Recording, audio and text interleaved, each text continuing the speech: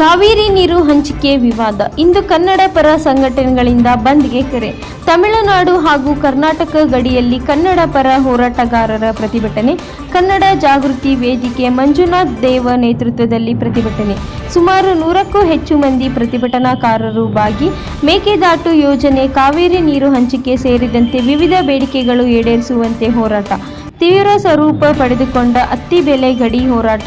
ರಸ್ತೆ ತಡೆಗೆ ಮುಂದಾದ ಪ್ರತಿಭಟನಾಕಾರರನ್ನು ವಶಕ್ಕೆ ಪಡೆದ ಪೊಲೀಸರು.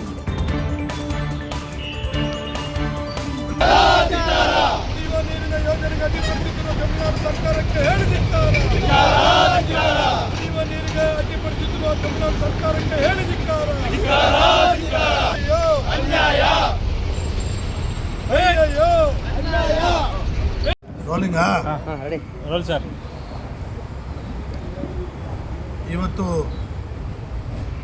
ಕನ್ನಡ ಒಕ್ಕೂಟದ ಅಧ್ಯಕ್ಷ ಆದಂಥ ವಾಟಾಳ್ ನಾಗರಾಜ್ ಅವರು ಕರ್ನಾಟಕ ಬಂದ್ಗೆ ಕರೆ ಕೊಟ್ಟಿದ್ದಾರೆ.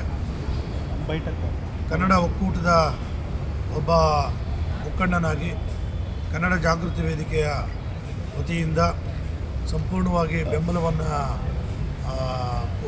ಹೇಳಿ ಇವತ್ತು ಬಂದಲ್ಲಿ ಪಾಲ್ಗೊಂಡಿದ್ದೀವಿ. ಇವತ್ತು ಅತ್ತಿಬೆಲೆ ಗಡಿ ತಮಿಳುನಾಡು ಮತ್ತು ಕರ್ನಾಟಕ ಗಡಿ ಭಾಗದಲ್ಲಿ ರಸ್ತೆ ತಡೆ ಮಾಡೋದ್ರ ಮುಖಾಂತರ ಬಂದ್ಗೆ ಬೆಂಬಲವನ್ನು ಕೊಟ್ಟಿದ್ದೇವೆ.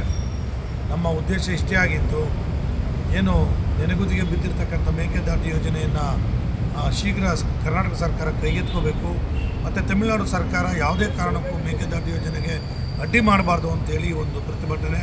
ಅದೇ ರೀತಿ ರಾಜ್ಯದ ಜ್ವಲಂತ ಸಮಸ್ಯೆಗಳಾದ ಮಹದಾಯಿ ನದಿ ನೀರಿನ ವಿಚಾರ ಇರ್ಬೋದು, ಅಥವಾ ಮಹಾರಾಷ್ಟ್ರ ಏಕೀಕರಣ ಸಮಿತಿಯನ್ನು ರಾಜ್ಯದಲ್ಲಿ ನಿಷೇಧ ಮಾಡೋ ವಿಚಾರ ಇರ್ಬೋದು, ಮತ್ತು ಕನ್ನಡಿಗರಿಗೆ ಖಾಸಗಿ ಕ್ಷೇತ್ರದಲ್ಲಿ ಉದ್ಯೋಗ ಮೀಸಲಾತಿ ಕೊಡುವ ವಿಚಾರ ಇರ್ಬೋದು, ಈ ರೀತಿ ಅನೇಕ ಬೇಡಿಕೆಗಳನ್ನು ಇಟ್ಟು ಇವತ್ತು ಕರ್ನಾಟಕ ಬಂದ್ಗೆ ನಾವು ಕರೆ ಕೊಟ್ಟಿದ್ವಿ.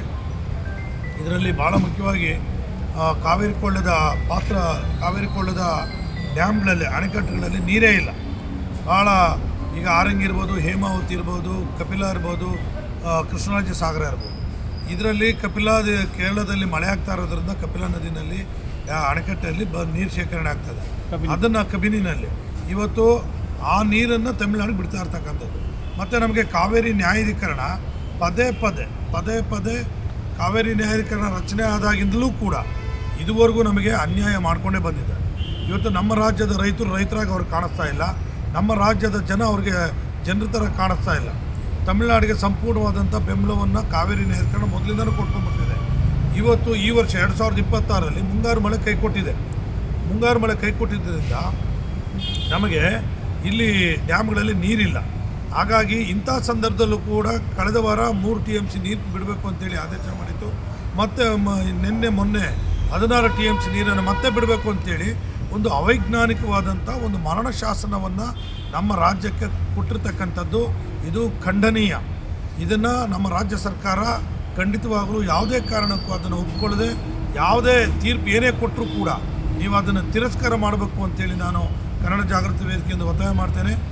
ಈಗಾಗಲೇ ಮೇಕೆದಾಟು ರಾಜ್ಯ ಸರ್ಕಾರ ಕೂಡ ಪ್ರತಿಭಟನೆ ಮಾಡಿಬಿಟ್ರಪ್ಪ, ನಮಗೆ ಪ್ರಾಬ್ಲಮ್. ಇದು ಖಂಡಿತವಾಗಲೂ ನಮ್ಮ ಪ್ರತಿರೋಧವನ್ನು ಯಾವ ರೀತಿ ಮಾಡ್ತೀವಿ ಅನ್ನೋದೆಲ್ಲ ಮುಖ್ಯ, ಅದನ್ನು ಮಾಡ್ತೀವಿ ಅನ್ನೋದು ಬಹಳ ಮುಖ್ಯ. ಹಾಗಾಗಿ ಇವತ್ತು ಏನು ಬಂದ್ಗೆ ಕರೆ ಕೊಟ್ಟಿದ್ವಿ, ಅದು ಇರ್ತಕ್ಕಂಥ 31 ಜಿಲ್ಲೆಗಳಲ್ಲೂ ಕೂಡ ಒಂದಲ್ಲ ಒಂದು ರೀತಿಯಲ್ಲಿ ಹೋರಾಟಗಳನ್ನು ಮಾಡ್ತಾ ಬಂದಿದೆ.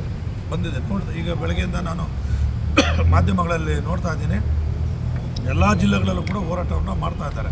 ನಮಗೇನಂತ ಹೇಳಿದ್ರೆ ರಾಜ್ಯ ಸರ್ಕಾರ ಇದ್ರ ಬಗ್ಗೆ ತೀವ್ರವಾದಂತಹ ಒಂದು ನಿರ್ಧಾರವನ್ನು ತೆಗೆದುಕೊಂಡು ಮೇಕೆದಾಟು ಯೋಜನೆಯನ್ನು ಶೀಘ್ರವೇ ಕೈಗೆತ್ಕೋಬೇಕು ಅಂತೇಳಿ ನಾವು ಒತ್ತಾಯ ಮಾಡ್ತೇವೆ. ಇಲ್ಲಾಂದರೆ ಹಂತವಾಗಿ ಮುಂದಿನ ದಿನಗಳಲ್ಲಿ ಈ ಹೋರಾಟ ನಿಲ್ಲಲ್ಲ, ಈ ಹೋರಾಟ ಮುಂದುವರಿಯುತ್ತೆ. ಬಂದ್ ಅನ್ನೋದಕ್ಕಿಂತ ಹೋರಾಟ ಖಂಡಿತವಾಗಲೂ ಮುಂದುವರಿದೇ ಬರುತ್ತೆ. ಕನ್ನಡ ಜಾಗೃತಿ ವೇದಿಕೆ 28 ಜಿಲ್ಲೆಗಳಲ್ಲೂ ಕೂಡ ಏನು ನಮ್ಮ ಮೇಕೆದಾಟು ಯೋಜನೆಗಾಗಿ ಹೋರಾಟ ಏನು ನಡೀತಾ ಇದೆ ಅದನ್ನು ಮುಂದುವರಿಸ್ತೀವಿ ಅಂತೇಳಿ ಈ ಸಂದರ್ಭದಲ್ಲಿ ಬಯಸ್ತೀವಿ. ಇದನ್ನು ಪೊಲೀಸರು ನಿಗಾ ಮಾಡಿದ್ದೀರಾ ಕರ್ನಾಟಕ ಬಂದ್ ಬಯಸುವಾಗಿ?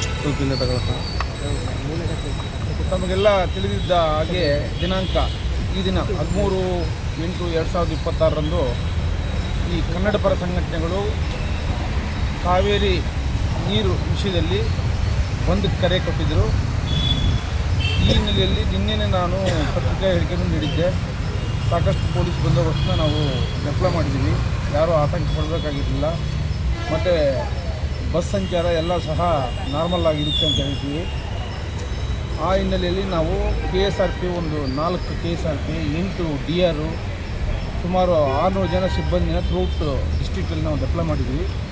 ವಿಶೇಷವಾಗಿ ಅತ್ತಿಬೆಲೆಯಲ್ಲಿ ತಮಿಳುನಾಡು ಬಾರ್ಡರ್ ಇರೋದ್ರಿಂದ ಇಲ್ಲಿ 2 ಅಡಿಷನಲ್ ಇನ್ಸ್ಪೆಕ್ಟ್ರು, 1 DSP, 6 ಜನ ಇನ್ಸ್ಪೆಕ್ಟರ್ಸು, KSRP ಒಂದು 2, DR ಒಂದು 2 ಮತ್ತು ಸುಮಾರು 200 ಜನ ಸ್ಟಾಫ್ನ ಇಲ್ಲಿ ಡಿಪ್ಲಾಯ್ ಮಾಡಿದ್ವಿ.